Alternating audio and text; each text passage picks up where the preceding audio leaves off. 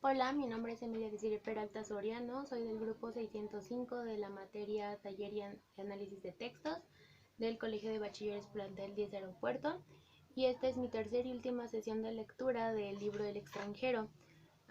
Seguiré con el capítulo 2 de la segunda parte del libro debido a que no pude terminarlo como se debía. La sala estaba dividida en tres partes por dos altas rejas que las cortaban a lo largo. Entre las dos rejas había un espacio de 8 a 10 metros que separaba a los visitantes de los presos. Vi a María enfrente de mí, con el vestido a rayas y el rostro tostado. De mi lado había una decena de detenidos, árabes la mayor parte. María estaba rodeada de moras y se encontraba entre dos visitantes, una viejecita de labios apretados, vestida de negro, y una mujer gorda en cabeza, que hablaba muy alto y gesticulaba. Debido a la distancia que había entre las rejas, los visitantes y los presos, se veía obligado a hablar muy alto. Cuando entré, el ruido de las voces que rebotaba contra las grandes paredes desnudas de la sala y la cruda luz que bajaba desde el cielo sobre los vidrios y brotaba en la sala me causaron una especie de aturdimiento. Mi celda era más tranquila y oscura. Necesité algunos segundos para adaptarme. Sin embargo, concluí por ver cada rostro con nitidez destacando a plena luz. Observé que un guardia estaba sentado en el extremo del pasillo entre las rejas. La mayor parte de los presos árabes, así como sus familias, estaban en cuclillas frente a frente, pero no gritaban. A pesar del tumulto, lograban entenderse hablando muy bajo. El murmullo sordo, surgido desde abajo, formaba un bajo continuo a las conversaciones que se entrecruzaban por sobre las cabezas. Observé todo rápidamente y avancé hacia María. Pegada ya a la reja, me sonreía con toda el alma. La encontré muy bella, pero no supe decírselo. ¿Qué tal? Me dijo muy alto. ¿Qué tal? Ya lo ves. ¿Estás bien? ¿Tienes todo lo que precisas? Sí, todo. Nos callamos y María seguía sonriendo. La mujer gorda aullaba a mi vecino. Sin duda el mando, un sujeto alto, rubio, de mirada franca, era la continuación de una conversación ya comenzada. Juan no quiso tomarlo, gritó con voz alta. Sí, sí, decía el hombre. Le dije que al salir volvería a llevártelo, pero no quiso tomarlo. María me gritó por su parte que Raimundo me mandaba saludos. Dije gracias, pero mi voz quedó tapada por el vecino, que preguntó si estaba bien. Su mujer rió y dijo que nunca se había sentido mejor. El vecino de la izquierda, un jovenzuelo de manos finas, no decía nada. Noté que estaba frente a la viejecita y que ambos mirábamos con intensidad, pero no tuve tiempo de observarlo más porque María me gritó que era necesario tener esperanzas. Dije sí. Al mismo tiempo la miraba y tenía deseos de oprimirle el hombro por encima del vestido. Tenía deseos de tocar la tela fina, pues no sabía qué otra cosa podía esperar. Pero sin duda era lo que María quería decir, porque seguía sonriendo. Yo no veía más que el brillo de sus dientes y los pequeños pliegues de sus ojos. Gritó de nuevo. Saldrás y nos casaremos, respondí. ¿Lo crees? Pero lo dije sobre todo por decir algo.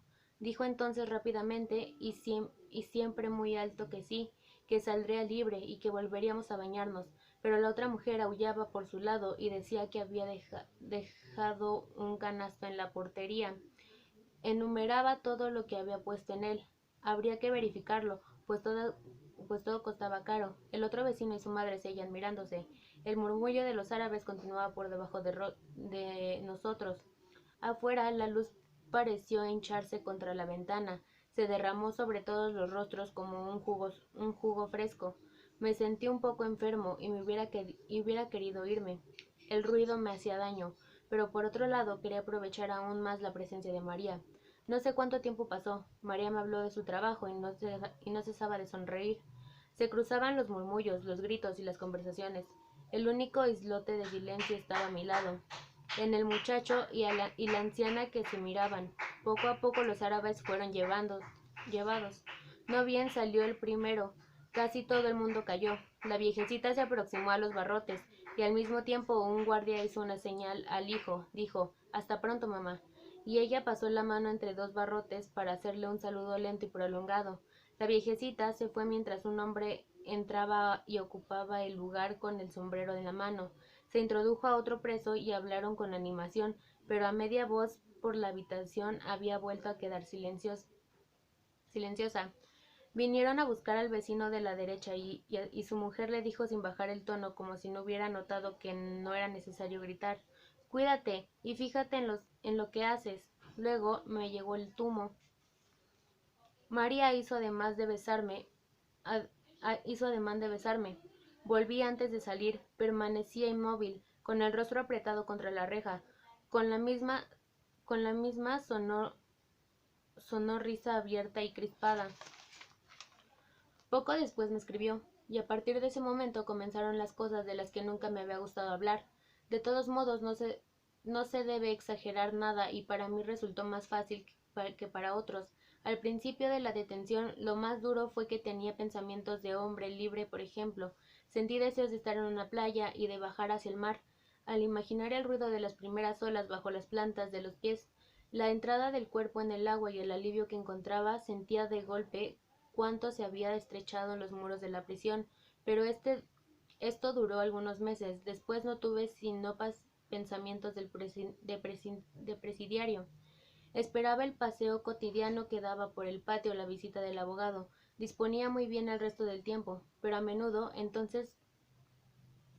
pensé a menudo entonces que si me hubiera hecho vivir en el tronco de un árbol seco sin otra opción que la de mirar la flor del cielo sobre la cabeza, me habría acostumbrado poco a poco. Hubiera esperado el paso de los pájaros y el cubrimiento de las nubes, como esperaba aquí las curiosas corbatas de mi abogado, y como en otro mundo esperaba pacientemente el sábado para estrechar el cuerpo de María. Después de todo, pensándolo bien, no estaba en un árbol seco. Había otros más desgraciados que yo. Por otra parte, mamá tenía la idea, y la repetía a menudo, de que uno acaba por acostumbrarse a todo. En cuanto a lo demás, en general no iba tan lejos. Los primeros meses fueron duros, pero precisamente el esfuerzo que debía hacer ayudaba a pasarlos. Por ejemplo, estaba atormentado por el deseo de una mujer. Era natural. Yo era joven. No pensaba nunca en María particularmente, pero pensaba de tal manera en una mujer, en las mujeres, en todas las que había conocido, en todas las circunstancias en las que había amado, que la celda se llenaba con todos sus rostros y poblaba, se poblaba con mis deseos. En cierto sentido esto me desequilibraba, pero en otro me mataba el tiempo. Había concluido por ganar la simpatía del guardia jefe que acompañaba al mozo de la cocina a la hora de las comidas. Él fue quien primero me habló de mujeres. Me dijo que era la primera cosa de la que se quejaban los otros. Le dije que era como ellos y que encontraba injusto este tratamiento, pero dijo: «Precisamente para eso los ponen a ustedes en la cárcel». «¿Cómo para eso?». «Pues sí, la libertad es eso, se les priva de la libertad». «Nunca había pensado en ello», asentí. «Es verdad». Le dije: «Si no, ¿dónde estaría el castigo?». «Si usted comprende las cosas, los demás no». «Sí, usted comprende las cosas, los demás no, pero concluyen por satisfacerse por sí mismos». El guardia se marchó enseguida. Otra cosa fueron los cigarrillos. Cuando entré en la cárcel me quitaron el cinturón, los cordones de los zapatos, la corbata y todo lo que llevaba en los bolsillos, especialmente los cigarrillos. Una vez en la celda pedí que me los devolvieran, pero se me dijo que estaba prohibido. Los primeros días fueron muy duros. Quizá haya sido esto lo que más me abatió. Chupaba trozos de madera que arrancaba de las tablas de la cama. Soportaba duramente todo el día una náusea perpetua. No comprendía por qué me privaban de aquello que no hacía mal a nadie. Más tarde comprendí que también forma parte del castigo, pero ya me había acostumbrado a no fumar más, y este castigo había dejado de ser tal para mí. Fuera de estas molestias no me sentía demasiado desgraciado, una vez que todo el problema consistía en matar el tiempo. A partir del instante en que aprendí a recordar, concluí por no aburrirme en absoluto. Me ponía a veces a pensar en mi cuarto y con la imaginación salía de un rincón para volver detallando mentalmente todo lo que encontraba en el camino.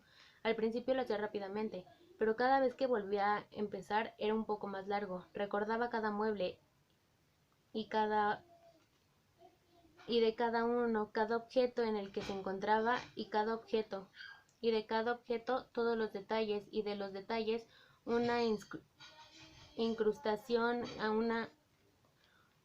una grieta o un borde gastado, los colores y las imperfecciones. Al mismo tiempo ensayaba no perder el hilo del inventario, hacer una enumeración completa. Es cierto que fue al cabo de algunas semanas, pero podía pasar horas nada más que con enumerar lo que se encontraba en mi cuarto. Así, cuanto más reflexionaba, más cosas desconocidas u olvidadas extraía de la memoria. Comprendí entonces que un hombre que no hubiera vivido más que un solo día podía vivir fácilmente 100 años en una cárcel. Tendría bastantes recuerdos para no aburrirse. En cierto sentido era una ventaja. Estaba también el sueño. Al principio dormía mal por la noche y nada durante el día. Poco a poco las noches fueron mejorando y pude también dormir de día. Puedo decir que en los últimos meses dormía de 16 a 18 horas por día. Me quedaba por lo tanto 6 horas para matar con comida, las necesidades naturales, los recuerdos y la historia del checoslovaco. Entre el jergón y la tabla de la cama había encontrado, en efecto, casi pegado al género, un viejo trozo de periódico amarillento y transparente. Relataba un hecho policial cuyo comienzo faltaba, pero que había debido ocurrir en Checoslovaquia. Un hombre había partido de un pueblo checo para hacer fortuna. Al cabo de 25 años había regresado rico con su mujer y su hijo. La madre y una hermana dirigían un hotel en el pueblo natal. Para sorprenderlas, había dejado a la mujer y al hijo en otro establecimiento y había ido a casa de la madre, que no le había reconocido cuando entró. Por broma se le ocurrió tomar una habitación. Había mostrado el dinero. Durante la noche la madre y la hermana le habían asesinado a martillazos para robarle y habían arrojado el cuerpo al río. Por la mañana había venido la mujer y sin saberlo había revelado la identidad del viajero. La madre se había ahorcado, la hermana se había arrojado un pozo. Debo de haber leído esta historia miles de veces. Por un lado era inverosímil, por otro era natural. De todos modos me parecía que el viajero lo había merecido en parte y que nunca se debe jugar. Así pasó el tiempo, con las horas de sueño, los recuerdos, las lecturas de hecho policial y la alteración de la luz y de la sombra. Había leído que en la cárcel se concluía por perder la noción del tiempo, pero no tenía mucho sentido para mí. No había comprendido hasta qué punto los días podían ser a la vez largos y cortos. Largos para vivirlos sin duda, pero tan distendidos que concluían por desbordar unos sobre los otros. Perdían el nombre. Las palabras ayer y mañana eran las únicas que conservaban un sentido para mí. Cuando un día el guardia me dijo que estaba ahí desde hacía 5 meses, le creí, pero no le comprendí. Para mí era el mismo día que se desarrollaba sin cesar en la celda y la misma tarea que proseguía. Este día, después de la partida del guardián, me miré en el agua de la escudilla. Me pareció que mi imagen continuaba seria, aun cuando ensayaba sonreír. La agité delante de mí, sonreí y conservó el mismo aire severo y triste. El día concluía y era la hora de la que no quiero hablar, la hora sin nombre, en la que los ruidos de la noche sabían desde todos los pisos de la cárcel en un cortejo de silencio. Me acerqué a la claraboya y con la última luz contemplé una vez más mi imagen. Seguía siempre seria, ni nada tenía de sorprendente, pues en ese momento yo lo estaba también, pero al mismo tiempo, y por primera vez desde hacía largos meses, oí distintamente el sonido de mi voz. Reconocí que era la que resonaba desde hacía muchos días en mi oído, y comprendí que durante todo ese tiempo había hablado solo.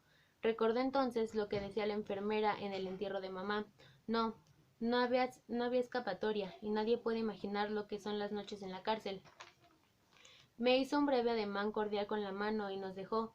Empezamos algunos minutos. Llegó el abogado de toga rodeado de muchos otros colegas. Fue haciendo los periódicos y dio algunos apretones de mano bromearon, rieron y parecían sentirse muy a su gusto, hasta el momento en el que el campanillo sonó en la sala. Todos volvieron a sus lugares. El abogado vino hacia mí, me estrechó la mano y me aconsejó que contestara brevemente las preguntas que se me formulaban, que no tomara la iniciativa y que confiara en él para todo lo demás. Oí el ruido de una silla que hacía retroceder a la izquierda y vi a un hombre alto, delgado, vestido de rojo, con lentes, que se sentaba arreglando cuidadosamente la toga. Era el procurador. Un ujier anunció la presencia del tribunal. En el mismo momento comenzaron a zumbar dos enormes ventiladores. 3 jueces, 2 de negro y el tercero de rojo, entraron con expedientes y caminaron rápidamente hacia el estrado que dominaba la sala. El hombre de toga roja se sentó en el sillón del centro, colocó el birrete delante de sí, se limpió el pequeño cráneo calvo con un pañuelo y declaró que la audiencia quedaba abierta.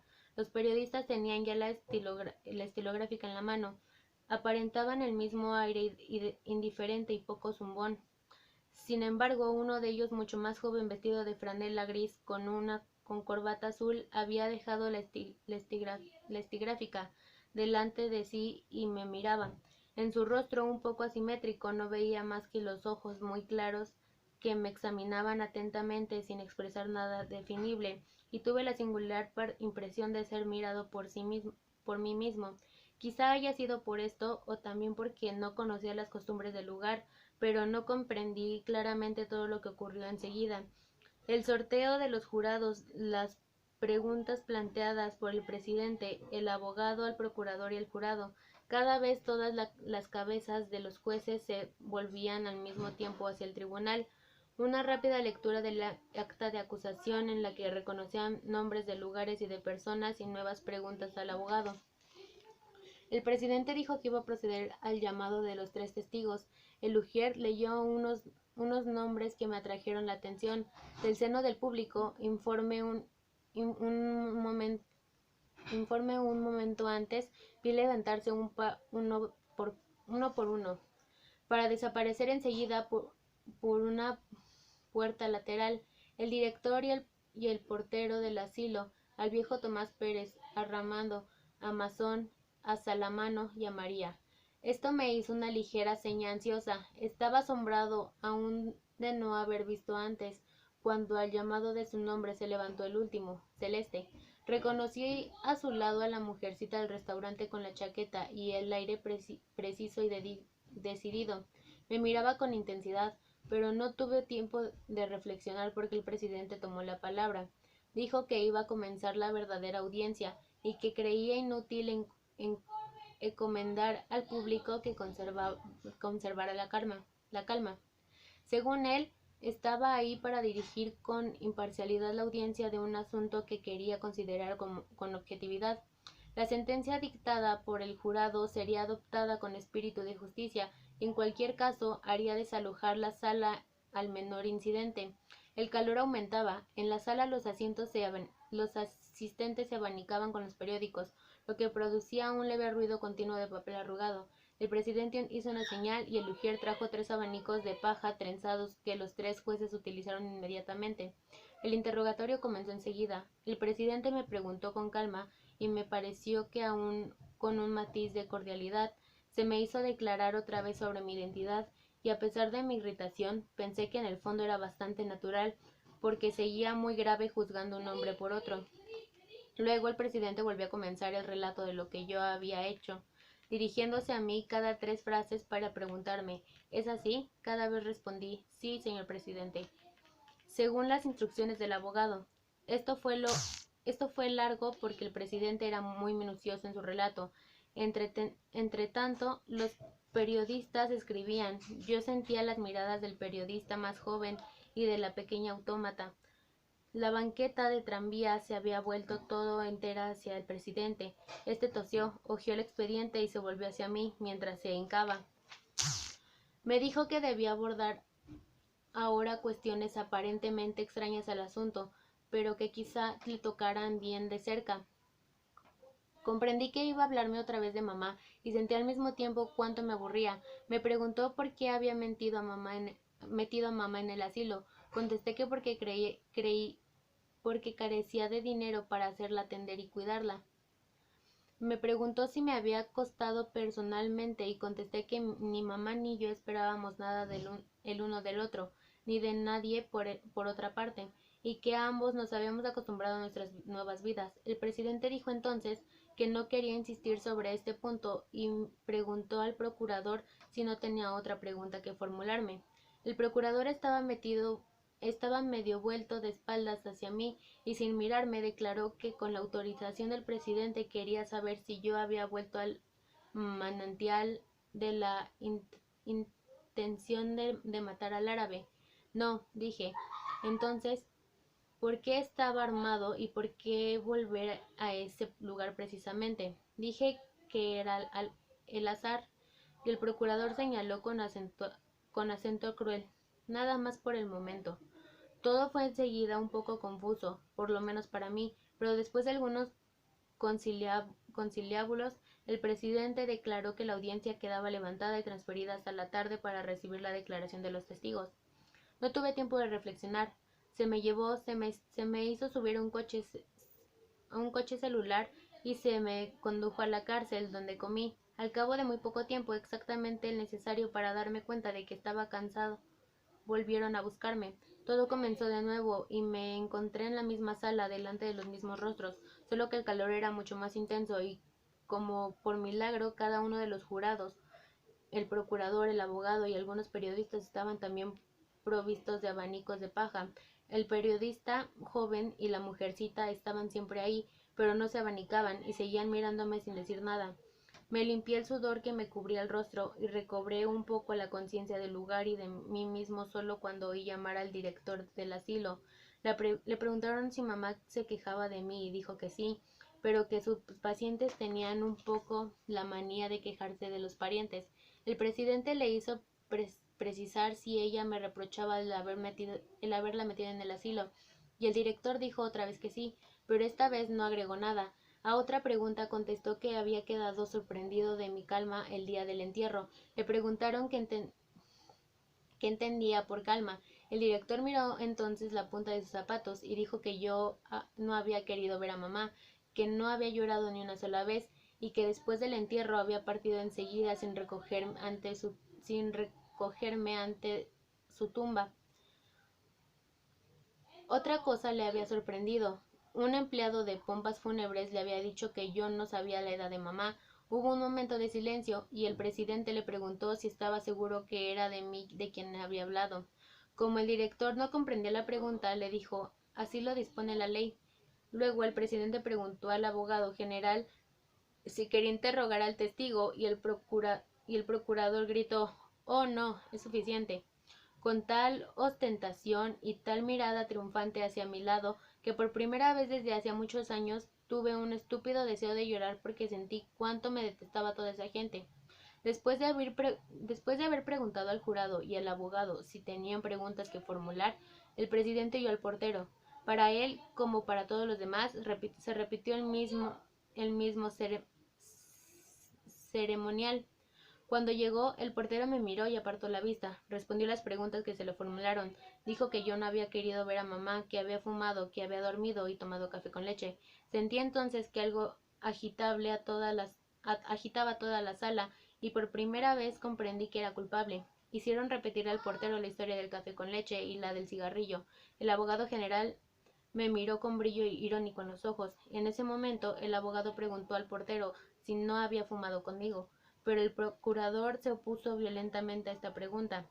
¿Quién es aquí el criminal y cuáles son los métodos que consisten en manchar a los testigos de las acusaciones para desvirtuar testimonios que no por eso resultan menos aplastantes? Pese a todo, el presidente ordenó al portero que respondiera a la pregunta. El viejo dijo que, con aire cohibido: sé perfectamente que hice mal, pero no me atreví a rehusar el cigarrillo que el señor me ofreció. En último lugar me preguntaron si no tenía nada más que agregar. Nada, respondí, solamente que el testigo tiene razón. Es verdad que le ofrecí un cigarrillo. El portero me miró entonces con un poco de asombro y una especie de gratitud, Vaciló, luego dijo que era él quien me había ofrecido el café con leche. El abogado triunfó ruidosamente y declaró que los jurados apreciarían. Pero el procurador atronó sobre nuestra cabeza y dijo: sí, los señores jurados apreciarán, y llegarán a la conclusión de que un extraño podía proponer tomar un café, pero que un hijo debía rechazarlo delante del cuerpo de la que le había dado la vida.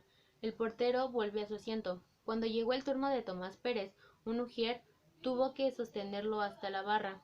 Pérez dijo que había conocido principalmente a mi madre y que no me había visto más que una vez, el día del entierro. Le preguntaron qué había hecho yo ese día y respondió: ustedes comprenderán, no me sentía demasiado apenado, de manera que nada vi. La pena me impedía ver, porque era para mí una pena muy grande, y hasta me desmayé, de manera que no pude ver al señor. El abogado general le preguntó si por lo menos me había visto llorar, pero él respondió que no. El procurador dijo entonces a su vez: los señores jurados apreciarán. Pero el abogado se había enfadado. Preguntó a Pérez en un tono que me pareció exagerado si había visto que yo no hubiera llorado. Pérez dijo no. El público rió, y el abogado, recogiendo una de las mangas, dijo con tono perentorio: he aquí la imagen de este proceso. Todo es cierto y nada es cierto. El procurador tenía el rostro impenetrable y clavaba la punta del lápiz en los rótulos de los expedientes. Después de 5 minutos de suspensión, durante los cuales el abogado me dijo que todo iba bien, se oyó que la defensa se citaba a Celeste. La defensa era yo. Celeste echaba miradas hacia mi lado de cuando en cuando y daba vueltas a un panamá entre las manos. Llevaba el traje nuevo que se ponía para ir conmigo algunos domingos a las carreras de caballos, pero creo que no había podido ponerse el cuello porque llevaba solamente el botón de cobre para mantener cerrada la camisa. Le preguntaron si yo era cliente suyo y dijo sí, pero también era un amigo.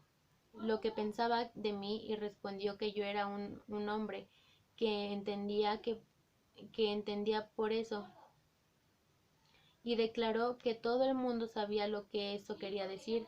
Se había notado que era reservado y se limitó a reconocer que yo no hablaba para decir nada. El abogado general le preguntó si yo pagaba regularmente la pensión. Celeste se rió y declaró: esos eran detalles entre nosotros. Le preguntaron otra vez qué pensaba de mi crimen. Apoyó entonces las manos en la barra y se veía que había preparado alguna respuesta. Dijo: para mí es una desgracia. Todo el mundo sabe lo que es una desgracia. Lo deja a uno sin defensa. Y bien, para mí es una desgracia. Iba a continuar, pero el presidente le dijo que estaba bien y que se le agradecía. Entonces Celeste quedó un poco perplejo, pero declaró que quería decir algo más. Se le pidió que fuera breve. Repitió aún que era una desgracia. El presidente dijo: sí, de acuerdo, pero estamos aquí para juzgar desgracias de este género. Muchas gracias. Como si hubiera llegado al colmo de su sabiduría y de su buena voluntad, Celeste se volvió entonces hacia mí. Me pareció que le brillaban los ojos y le temblaban los labios. Parecía preguntarme qué más podía hacer. Yo no dije nada, no hice gesto alguno, pero es la primera vez en mi vida que sentí deseos de besar a un hombre. El presidente le ordenó otra vez que abandonara la barra. Celeste fue a sentarse en el escaño. Durante todo el resto de la audiencia quedó allí un poco inclinado hacia adelante, con los codos en las rodillas, el panamá sobre las manos, oyendo todo lo que se decía. María entró, se había puesto sombrero y todavía estaba hermosa. María entró, se había puesto sombrero y todavía estaba hermosa, pero me gustaba más con la cabeza descubierta. Desde el lugar en que estaba adivinaba el ligero peso de sus senos y reconocía el labio inferior siempre un poco abultado. Parecía muy nerviosa. Le preguntaron enseguida desde cuándo me conocía. Indicó la época en que trabajaba con nosotros. El presidente quiso saber cuáles eran sus relaciones conmigo. Dijo que era mi amiga. A otra pregunta contestó que era cierto que debía casarse conmigo. El procurador, que hojeaba un expediente, le preguntó con tono brusco cuándo comenzó nuestra unión.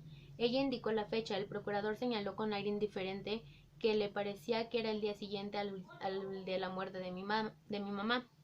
Luego dijo con ironía que no querría insistir sobre una situación delicada, que comprendía muy bien los escrúpulos de María, pero, y aquí su acento se volvió más duro, que su deber le ordenaba pasar por encima de las conveniencias. Pidió pues a María que resumiera el día en el que yo la había conocido. María no quería hablar, pero ante la insistencia del procurador recordó el baño, la ida al cine y el regreso a mi casa. El abogado general dijo que después de las declaraciones de María en el sumario de instrucción había consultado los programas de esa fecha. Agregó que la propia María diría qué película pasaban entonces. Con voz casi inaudible, María indicó que en efecto era una película de Fernandel. Cuando concluyó, el silencio era completo en la sala.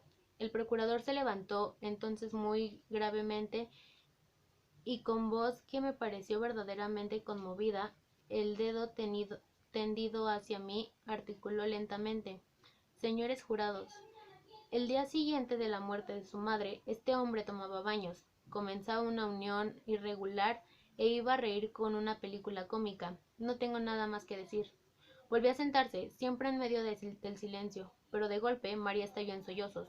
Dijo que no era así, que había otras cosas, que la forzaban a decir lo contrario de lo que pensaba, que me conocía bien y que no había hecho nada malo, pero el ujier, a una señal del presidente, la llevó a la audiencia y la audiencia prosiguió.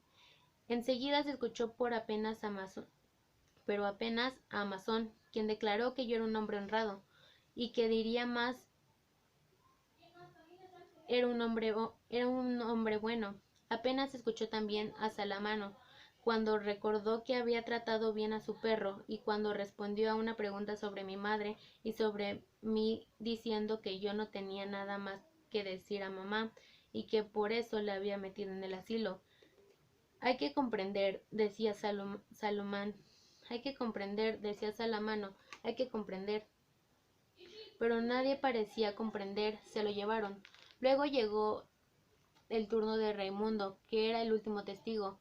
Me hizo una ligera señal y dijo al instante que yo era inocente, pero el presidente declaró que no se le pedían apreciaciones sino hechos.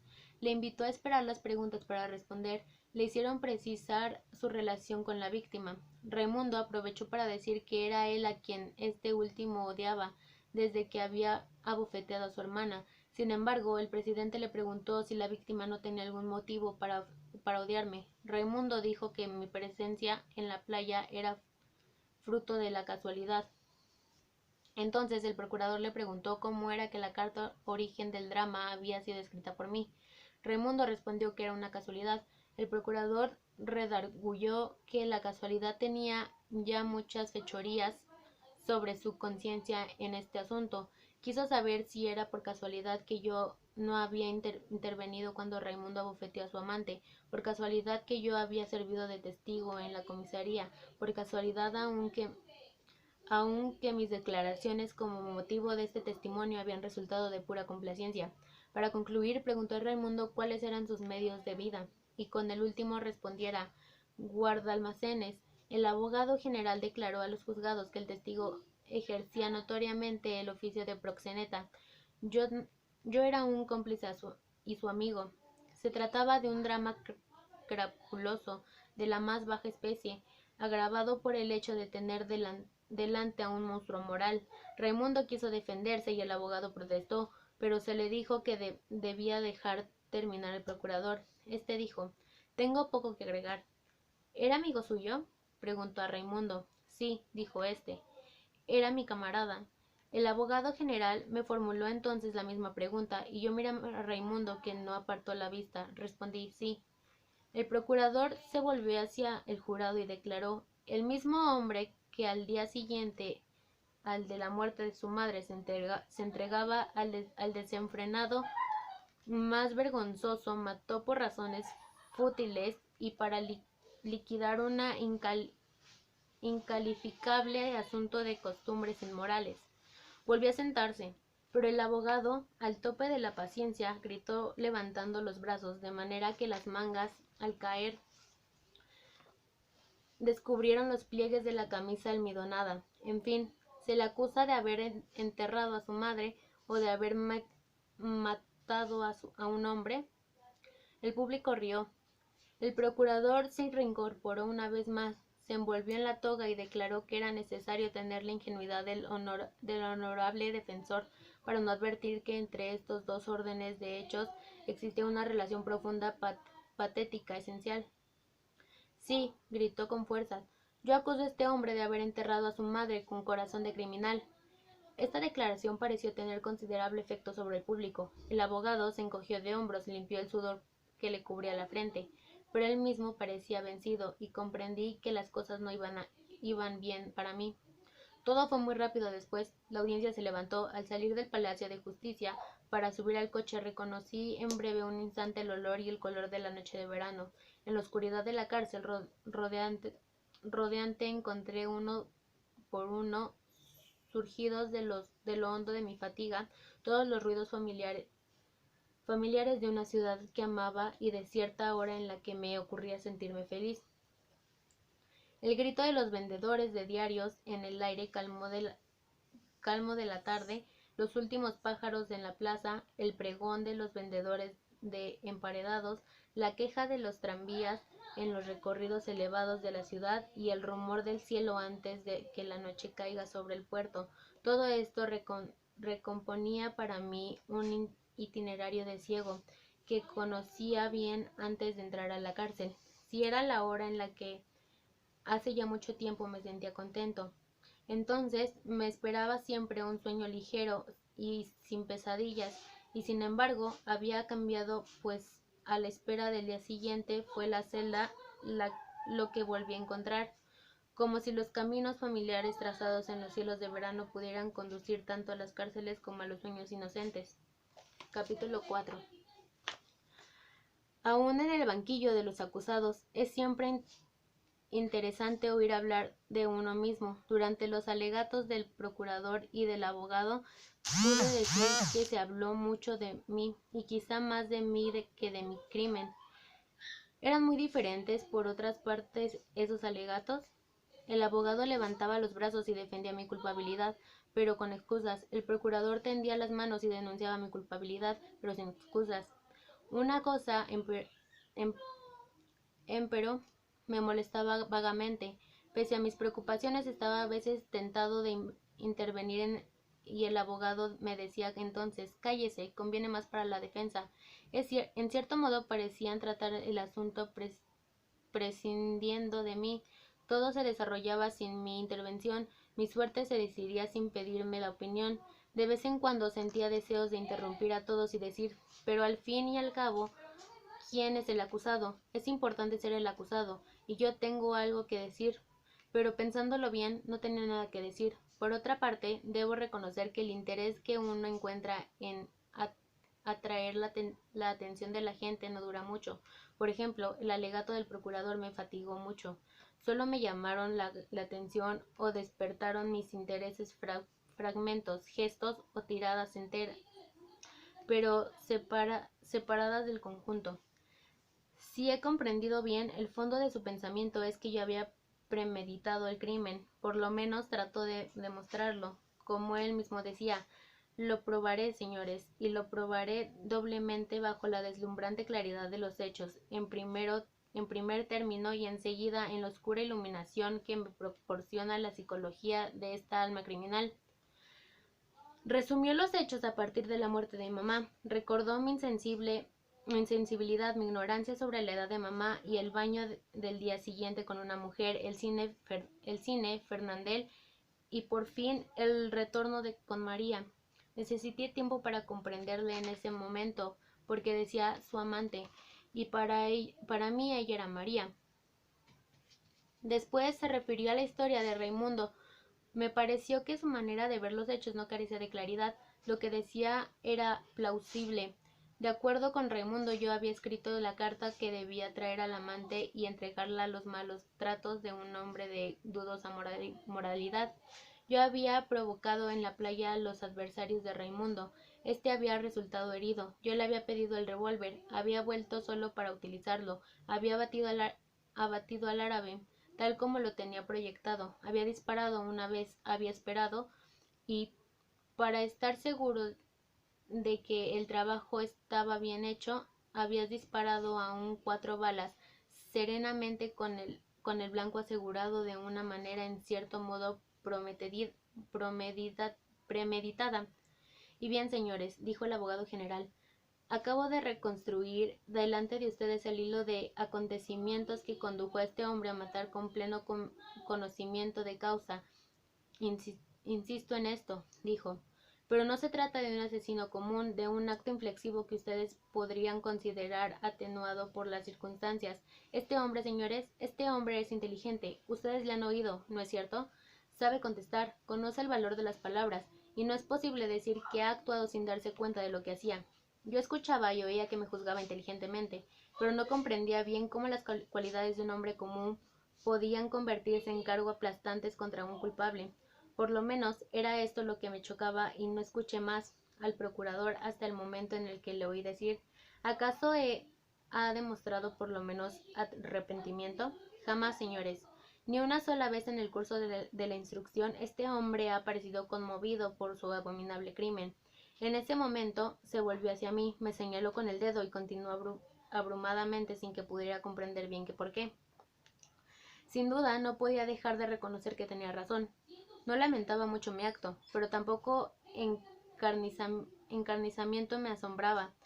Hubiera querido tratar de explicarle cordialmente, casi con cariño, que nunca había podido sentir verdadero pesar por cosa alguna.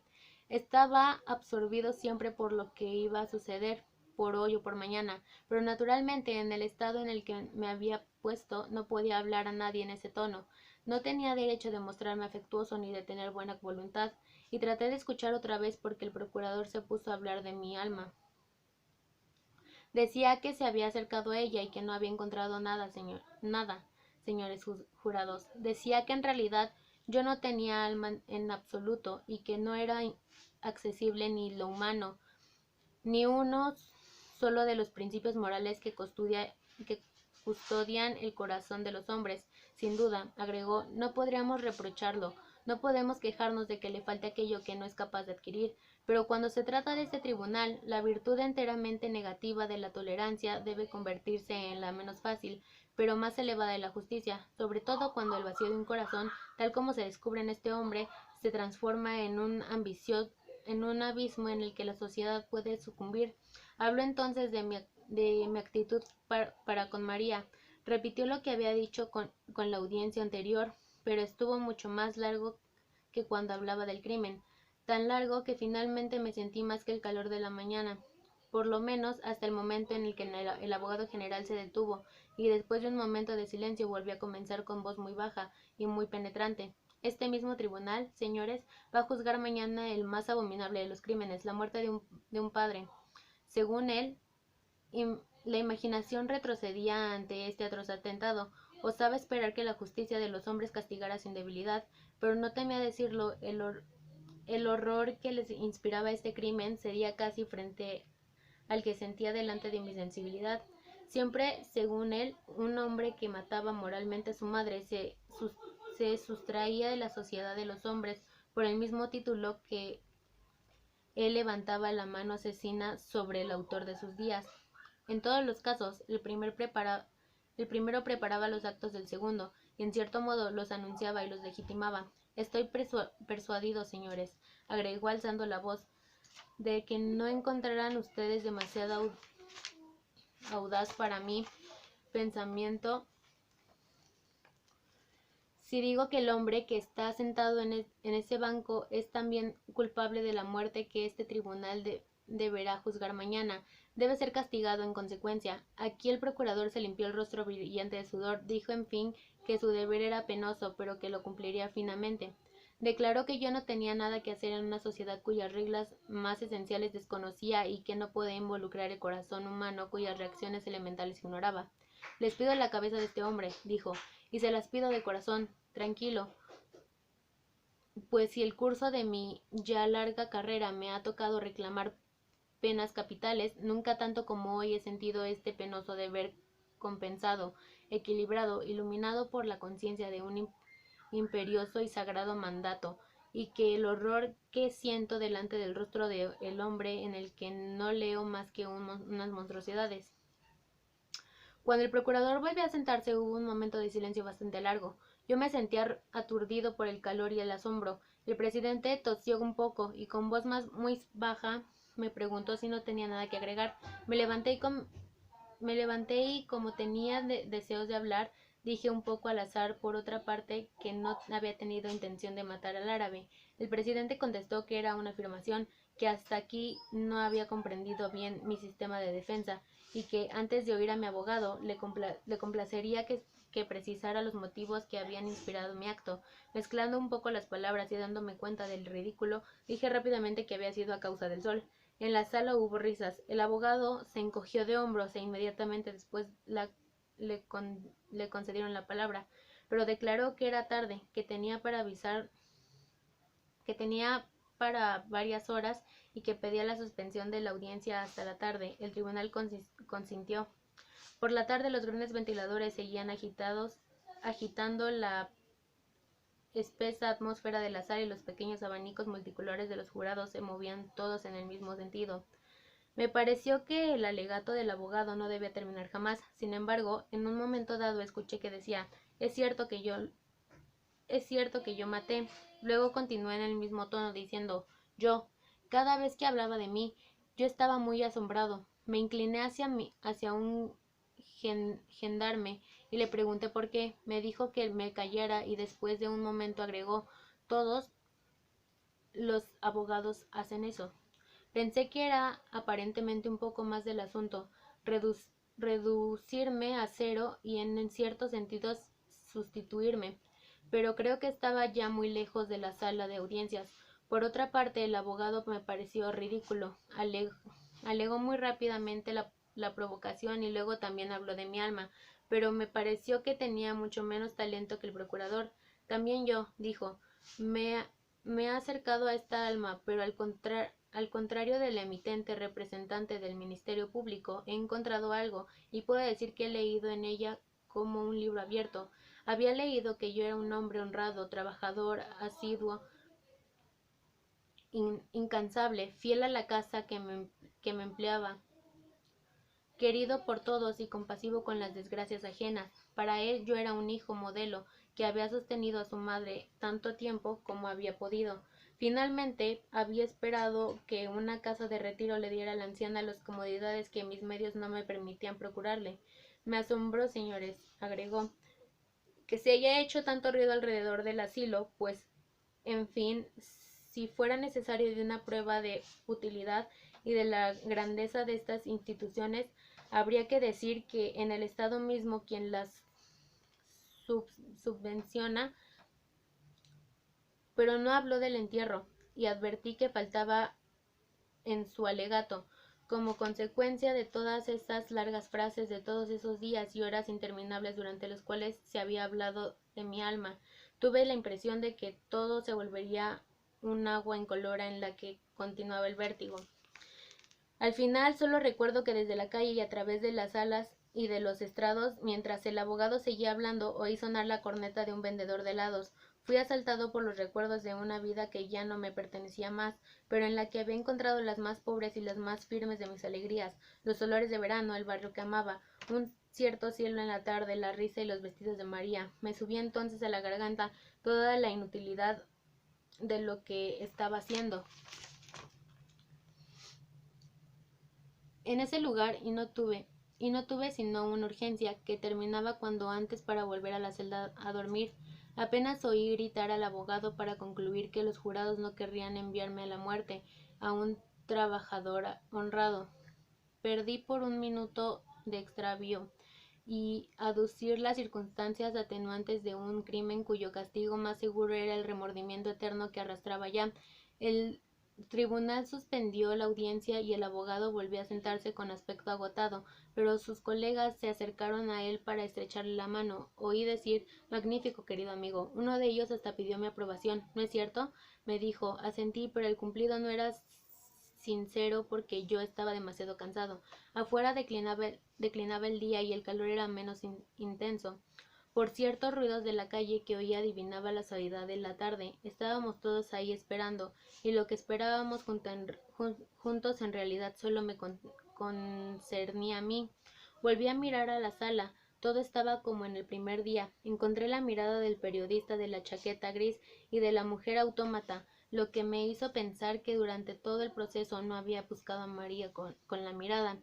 No la había olvidado, pero tenía demasiado que hacer. La vi entre Celeste y Raimundo. Me hizo un pequeño ademán como si dijera por fin, y vi sonreír su rostro un poco ansioso, pero sentía cerrado el corazón y ni siquiera pude responder a su sonrisa. El tribunal volvió. Rápidamente leyeron una serie de preguntas a los jurados. Oí culpable de muerte, provocación, circunstancias atenuantes.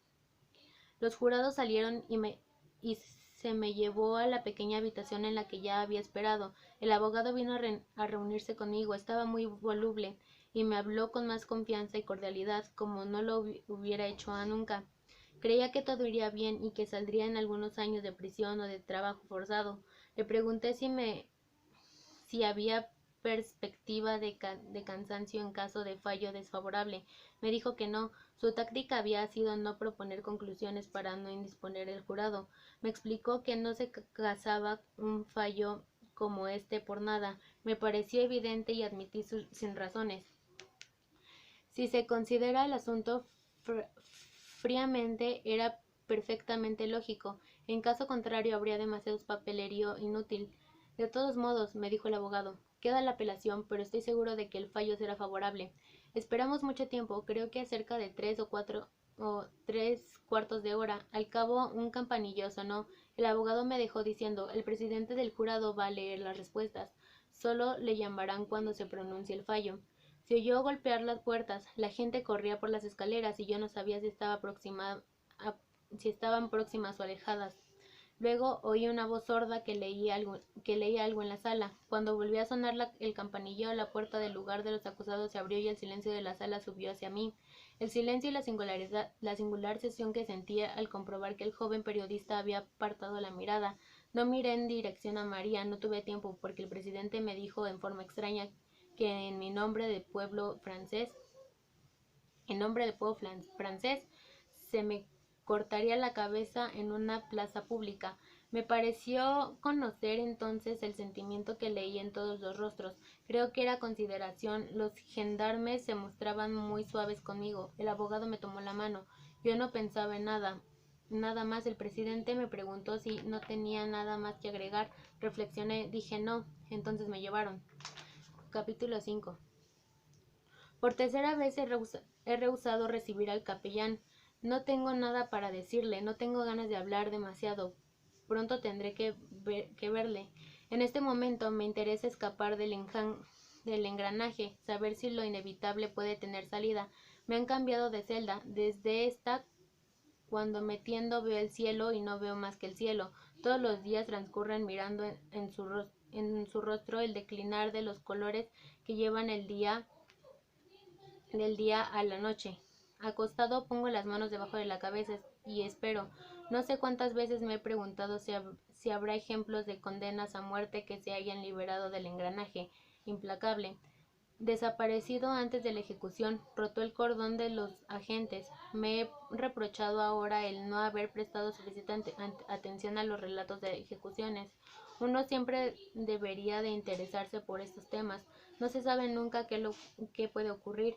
Como todo el mundo, yo había leído informaciones en los periódicos, pero existían sin duda obras especiales que nunca tuve curiosidad de consultar.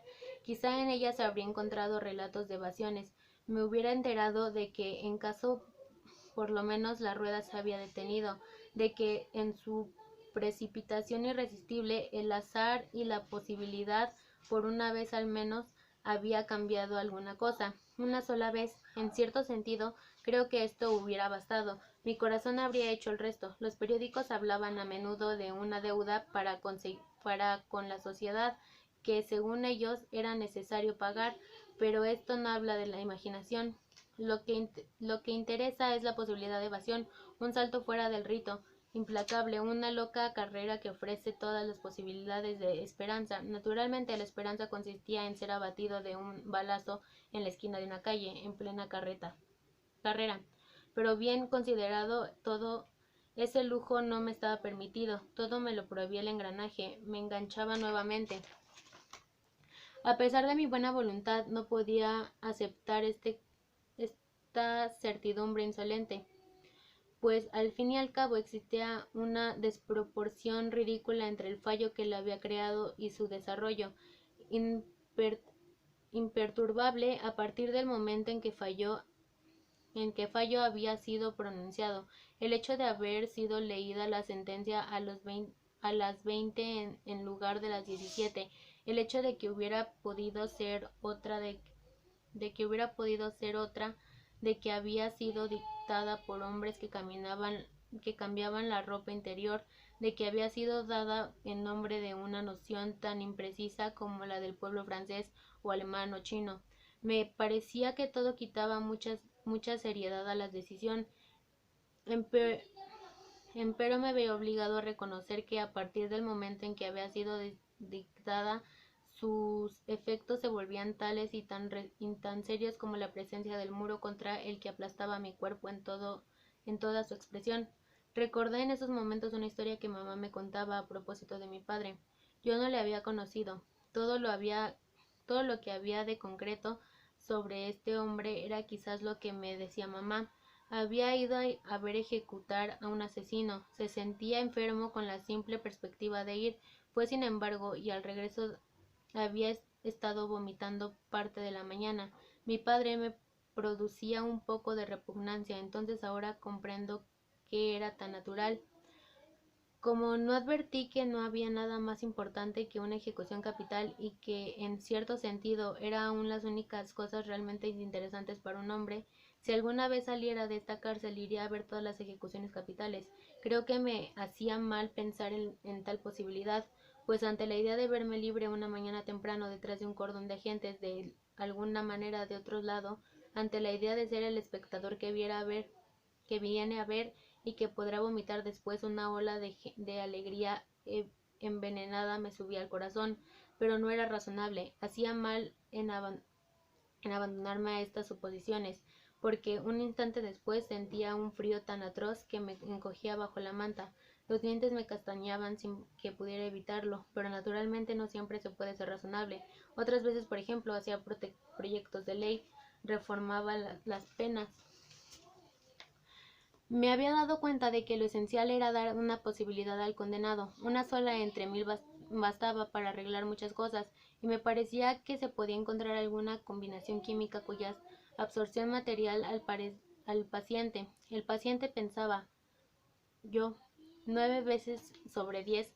La condición sería que él lo sabría, pues pensándolo bien, considerando las cosas con calma, comprobaba que lo defectuoso de la cuchilla era que no dejaba ninguna posibilidad, absolutamente ninguna. En suma, la muerte del paciente había sido resuelta de alguna vez por todas. Era un asunto archivado, una combinación definitiva, un acuerdo decidido sobre el cual no se podía volver a discutir. Si por alguna eventualidad inesperada el golpe fallaba, se volvía a empezar. En consecuencia, lo fastidioso era que el condenado tenía que desear el buen funcionamiento de la máquina. He dicho que el lado defectuoso, es verdad, en un sentido, pero en otro sentido no veía obligado a reconocer que ahí estaba todo el secreto de una buena organización. En suma, el condenado estaba obligado a colaborar moralmente. Por su propio interés todo debía marchar sin tropiezos. Me veía obligado a comprobar también que hasta aquí había tenido sobre estos temas ideas que no eran acertadas. Durante mucho tiempo, no sé por qué, creí que para ir a la guillotina, era necesario subir a un cadalso, trepar por escalones. Creo que fue por la revolución de 1789. Quiero decir, por todo lo que me había enseñado o hecho ver sobre estos temas. Pero una mañana recordé que había visto una fotografía publicada por los periódicos con motivo de una ejecución de resonancia. En realidad, la máquina estaba colocada en el suelo mismo, en la forma más simple del mundo. Era mucho más angustiosa de lo que yo creía. Era bastante curioso que no lo hubiera advertido antes. La máquina me había llamado la atención en el clice, pero su aspecto de su obra de precisión concluida y reluciente, Uno se forma siempre ideas exageradas de lo que no conoce. Ahora debía comprobar que, por el contrario, todo era muy sencillo. La máquina está al mismo nivel de hombros que del hombre que camina hacia ella. El hombre se reúne con ella tal como camina al encuentro da una de una persona. En cierto sentido, también esto es fastidioso. La subida al cadalso con el ascenso en pleno cielo permitía a la imagen aferrarse, mientras que aquí la mecánica aplastaba todo. Mataban a uno discretamente con un poco de vergüenza y mucha de precisión. Había también dos cosas sobre las que flexionaba todo el tiempo, el alba y la apelación. Sin embargo, razonaba y trataba de no pensar más en ella. Me tendía, miraba al cielo y me esforzaba por interesarme. Se volvía verde, era la noche. Hacía aún un esfuerzo para desviar el curso de mis pensamientos. Oía el corazón. No podía imaginar que aquel leve ruido que me acompañaba desde hacía tanto tiempo pudiera pasar nunca. Nunca he tenido verdadera imaginación, sin embargo trataba de construir el segundo determinado en que el latir del corazón no se prolongaría más en mi cabeza, pero en vano. El alba o la apelación estaban allí. Concluía por decirme que era más razonable no contenerme. Sabía que vendrían al alba. En suma, pasé la noche esperando el alba. Nunca me ha gustado ser sorprendido. Cuando me sucede algo, prefiero estar prevenido. Concluí, pues no, por no dormir sino un poco de día, y durante todo el transcurso de las noches esperé pacientemente que la luz naciera sobre el vidrio del cielo. Lo más difícil era la hora incierta en la que, como yo sabía, acostumbraban operar. Después de medianoche esperaban y acechaban. Mis oídos nunca habían percibido tantos ruidos ni distinguido sonidos tan tenues. Puedo decir, por otra parte, que en cierto modo tuve suerte durante este periodo, pues jamás oí paso alguno. Mamá decía a menudo que nunca se completamente desgraciado. Yo le daba razón en la cárcel cuando el cielo se coloreaba en un nuevo día y se deslizaba en la celda, pero también hubiera podido oír pasos en mi corazón, habría podido estallar. Aun si el menor roce me arrojaba contra la puerta, aún así, con el oído pegado en la madera, esperaba desesperadamente hasta oír mi propia respiración, esperando de encontrarla roncar y tan parecida al estertor de un perro. Al fin de cuentas, el corazón no estallaba y había ganado otra vez 24 horas. Durante el día tenía la apelación. Creo que saqué el mejor partido de esta idea. Calculaba los resultados y obtenía el mayor rendimiento de mis reflexiones. Tomaba siempre la peor posibilidad. La apelación era rechazada, y bien tendré que morir antes que otro, es evidente. Pero todo el mundo sabe que la vida no vale la pena de ser vivida. En el fondo, no ignoraba que morir a los 30 años o a los 60 importaba poco, pues naturalmente en ambos casos otros hombres y otras mujeres vivían así durante miles de años. En suma, nada podía ser más claro. Era siempre yo quien moriría, ahora o dentro de 20 años. En este punto me molestaba un poco en el razonamiento el salto terrible que sentía dentro de mí, pensando en 20 años de vida por venir, pero lo reprimía imaginando cómo serían mis pensamientos dentro de 20 años, cuando a pesar de todo llegara un momento. Desde que uno debe morir, es evidente que no importa cómo ni cuándo. Por consiguiente, y lo difícil era no perder de vista todo lo que por consiguiente representaba en el razón. Por consiguiente, debía aceptar el rechazo de la apelación. En este momento, únicamente en este momento, tenía, por así decir, el derecho. Me concedía en cierto modo el permiso de considerar la segunda hipótesis. Me indultaba. Era fastidioso tener que dominar la fogosidad del impulso de la sangre y del cuerpo que me hacía arder los ojos con una alegría interesante. Era necesario dedicarme a ahogar el grito y analizarlo. Era necesario mantenerme natural aún en una hipótesis para hacer más plausible la resignación frente a la primera.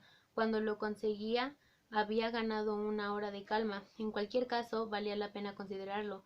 En un momento, así me negué una vez más a recibir al capellán, Estaba acostado y por cierta rubia claridad del cielo adivinaba la proximidad de la tarde de verano. Acababa de rechazar la apelación y podía sentir las olas de sangre circular regularmente dentro de mí. No tenía necesidad de ver al capellán. Por primera vez, después de mucho tiempo, pensé en María. Hacía muchos días que no me escribía.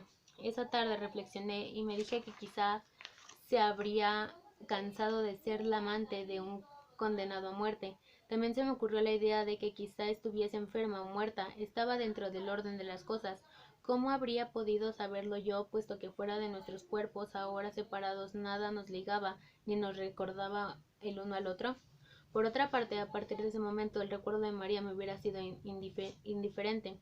Muerta no me interesaba más. Me parecía cosa normal, tal como comprendía que la gente me olvidara después de mi muerte.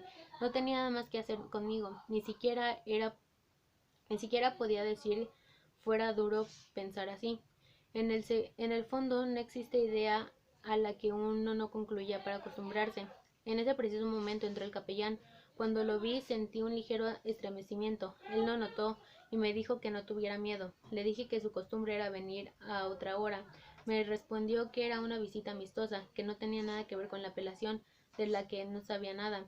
Se sentó en el camastro y me invitó a acercarme más a él. Me negué. A pesar de todo me parecía muy amable. Quedó un momento sentado con los antebrazos en las rodillas, la cabeza baja, mirándose las manos. Eran finas y musculosas. Me hacía pensar en dos ágiles animalitos. Las frotó lentamente una con la otra. Luego quedó así, con la cabeza siempre baja, durante tanto tiempo que en cierto momento tuve la impresión de que lo había olvidado. Pero levantó la cabeza bruscamente y me miró de frente. ¿Por qué? Me dijo. Rehúsa usted mis visitas. Contesté que no creía en Dios. Quiso saber si estaba bien seguro de lo que yo mismo no tenía para qué preguntármelo. Quiso saber si estaba bien seguro y le dije que yo mismo no tenía para qué preguntármelo. Me parecía una cuestión sin importancia. De hecho, entonces hacia atrás y se echó entonces hacia atrás y se recostó contra el muro, con las manos en los muslos, casi sin que pareciera hablarme. Observó que a veces uno creía estar seguro cuando en realidad no lo estaba. Yo no decía nada. Me miró y me preguntó, ¿qué piensa usted? Contesté que quizá fuera así, quizá no estaba seguro de lo que me interesaba realmente, pero en todo caso estaba completamente seguro de lo que me interesaba y justamente lo que él me decía no me interesaba. Volvió la mirada y siempre sin cambiar de posición me preguntó si no hablaba así por exceso de desesperación. Le expliqué que no estaba desesperado, simplemente tenía miedo, era bien natural. Entonces Dios le ayudará, hizo notar. Todos, cuen- todos cuantos ha conocido en su caso han vuelto a él. Reconocí que estaban en su derecho. Probable, Probaba también que tenía tiempo para hacerlo. En cuanto a mí, no quería que me ayudaran a precisamente no tenía tiempo para interesarme en lo que no me interesaba. En ese instante sus manos hicieron un ademán de impaciencia, pero se enderezó y arregló los pliegues de la sotana. Cuando terminó de hacerlo, se dirigió a mí llamándome amigo mío. Si me hablaba así, no era porque estuviera condenado a muerte. Según su opinión, estábamos todos condenados a muerte, pero la interrumpí diciéndole que no era la misma cosa, y que por otra parte en ningún caso podía ser consuelo. Es cierto, asintió, pero usted morirá más tarde si no muere pronto. El mismo problema se le plantearía entonces. ¿Cómo afrontará usted la terrible prueba? Repuse que la afrontaría exactamente como la afrontaba en ese momento. Ante esas palabras se levantó y me miró directamente a los ojos. En un juego que conozco bien, me divertía a menudo haciéndolo con Manuelo Celeste, y generalmente era eran ellos quienes apartaban la mirada. También el capellán conocía bien el juego. Lo comprendí enseguida. Su mirada no vaciló, y su voz tampoco vaciló cuando me dijo, ¿no tiene usted, pues, esperanzas en alguna y vive pensando que va a morir por entero? Sí, le respondí. Bajó entonces la cabeza y volvió a sentarse. Me dijo que me compadecía. Juzgaba imposible que un hombre pudiera soportar esto. Yo sentí solamente que él comenzaba a aburrirme. Me aparté y a mi vez y fui hacia la claramboya. Me apoyé con el hombro contra la pared. Sin seguirlo bien, oí que comenzaba a interrogarme otra vez. Hablaba con voz inquietante y permanecía como comprendí que estaba emocionado y le escuché con más atención. Me decía que tenía la certeza de que la apelación sería resuelta favorablemente, pero que yo cargaba con el peso de un pecado del que debía librarme. Según él, la justicia de los hombres no significa nada en la justicia de Dios, y la justicia de Dios todo. Hice notar que era la primera la que me había condenado. Me contestó que mientras tanto esa justicia no había lavado mi pecado. Le dije que no sabía que era un pecado. Se me había hecho saber solamente que era culpable. Era culpable, pagaba, no se podía pedir más. En ese momento se levantó de nuevo y pensé que en una celda tan estrecha no podía moverse aunque quisiera, solo podía sentarse o levantarse. Yo tenía los ojos clavados en el suelo. Dio un paso hacia mí y se detuvo como si se dispusiera a avanzar. Miraba al cielo a través de los barrotes. Se engaña usted, hijo mío, me dijo. Podría pedirle más. Se lo pedirán quizás. ¿Y qué pues? Podrían pedirle que viera qué. El sacerdote miró alrededor y respondió con voz que me pareció súbitamente muy vencida. Sé que todas estas piedras sudan dolor. Nunca le he mirado sin angustia, pero desde lo hondo del corazón sé que los más desdichados de ustedes han visto surgir de la oscuridad un rostro divino. Se le puede a usted que vea ese rostro. Me animé un poco, dije que hacía meses que miraba estas murallas. No existía en el mundo nada ni nadie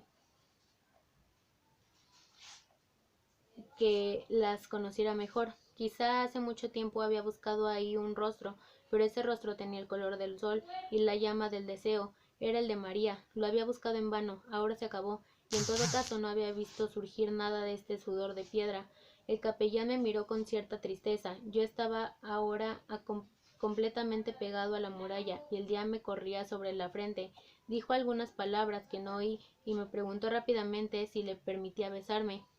No, contesté. Se volvió a caminar hacia la pared y la palpó lentamente con la mano. ¿Ama usted esta tierra hasta ese punto? Murmuró. No respondí nada. Quedó vuelto bastante tiempo. Su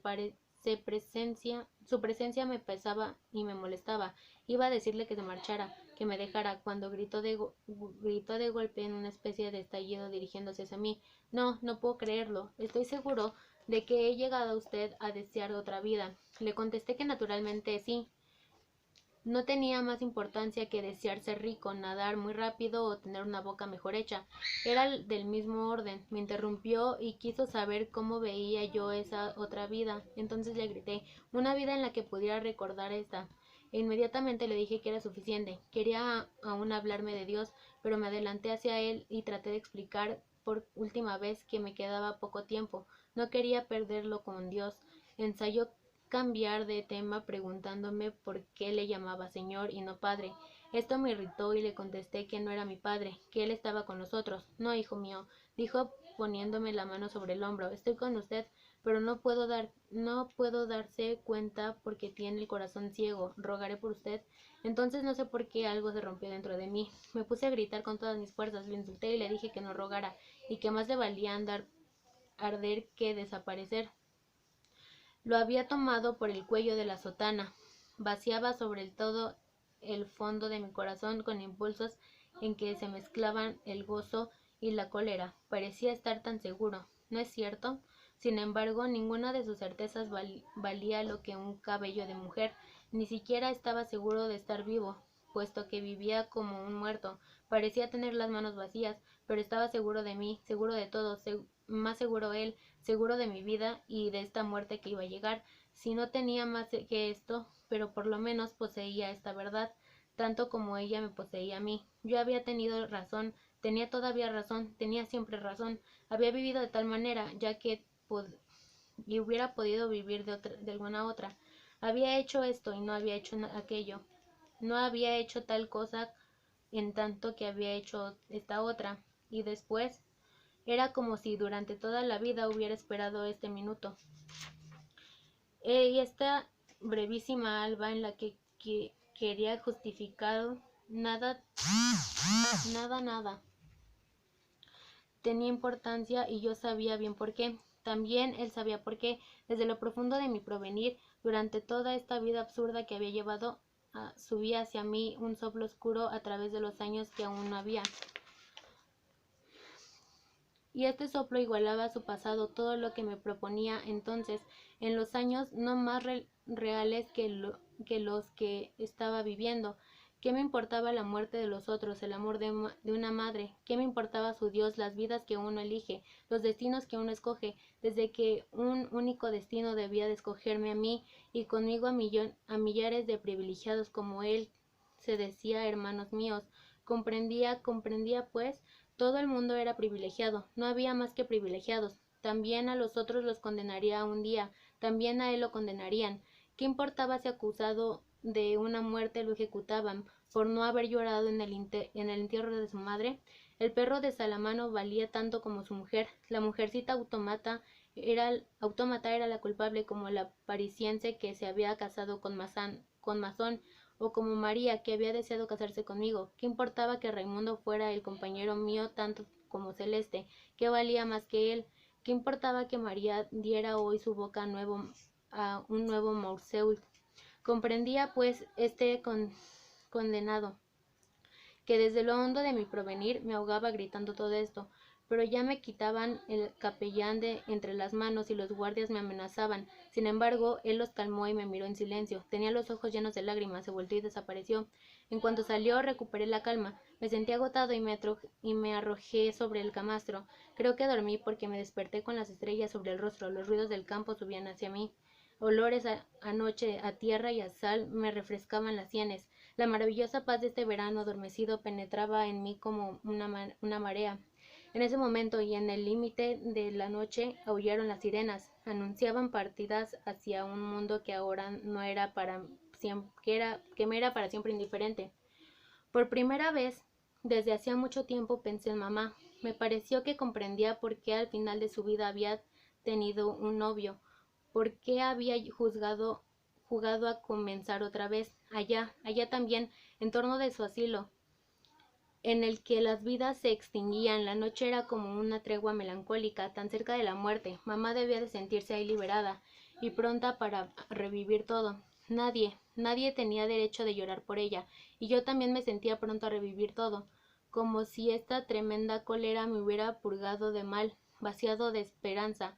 Delante de toda esta noche cargada de presagios y de estrellas, me abría por primera vez a la tierna indiferencia del mundo, al contrario, tan semejante a mí, tan fraternal. En fin, comprendía que había sido feliz y que lo era todavía. Para que todo sea consumido, para que me sienta menos solo, me quedaba esperar que el día de mi ejecución haya muchos espectadores y que me reciban con gritos de odio.